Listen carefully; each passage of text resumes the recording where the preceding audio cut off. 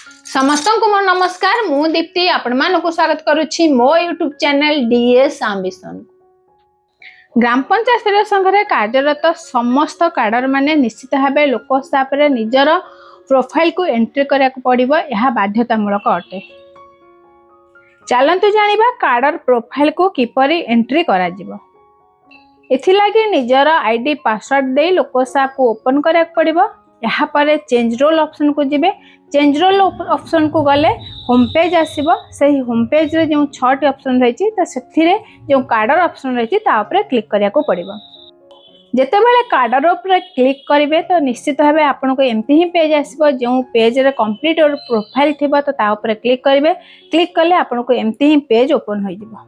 यहाँ पर are you an SHG member तो ये निश्चित भाव एस ऑप्शन पर क्लिक करा पड़िबो। एस ऑप्शन पर क्लिक कला पर जो मेंबर आईडी अच्छी आपन जो एसएचजी रे मेंबर अछंती तो सेथिरे आपनकर जो आईडी रहिछि मेंबर आईडी तो सही मेंबर आईडी को दे आपन को सर्च करा पड़िबो। सर्च कले आपन को एठारे आपनकर पूरा प्रोफाइल शो करिवो। तो यहाँ को आपण देखला परे तो आपणकर प्रोफाइल को पूरा ठीक भाव में परख नेबे एथिरे ठीक भाव में एंट्री होइछि कि नाही। यहाँ पर आपणकर जो वर्टिकल ऑप्शन अछि ता ऊपर क्लिक करा पड़िबो। एथिरे जो इंस्टीट्यूशन बिल्डिंग रहिछि तो सही इंस्टीट्यूशन बिल्डिंग ऊपर क्लिक करिया को पड़िबो।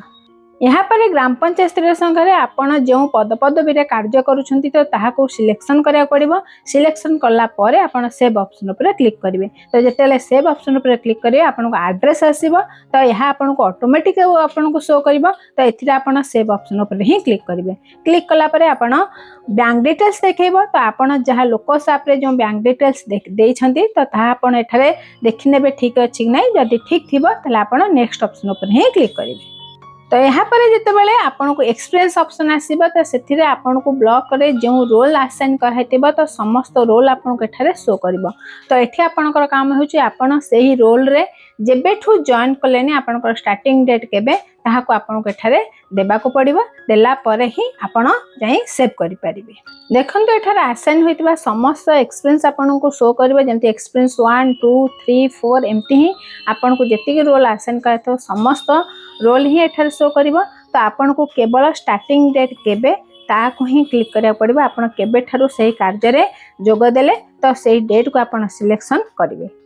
तो जितेबाला यहाँ को सिलेक्शन करेंगे तो बर्तमान आपन सही कार्य रे अछंती कि नहीं। तो निश्चित भाव जेहेतु आपन सही कार्य करूछंती ताले आपन एस ऑप्शन पर क्लिक करेंगे। जदि आपन सही कार्य करू नथिबे नो ऑप्शन पर क्लिक करेंगे।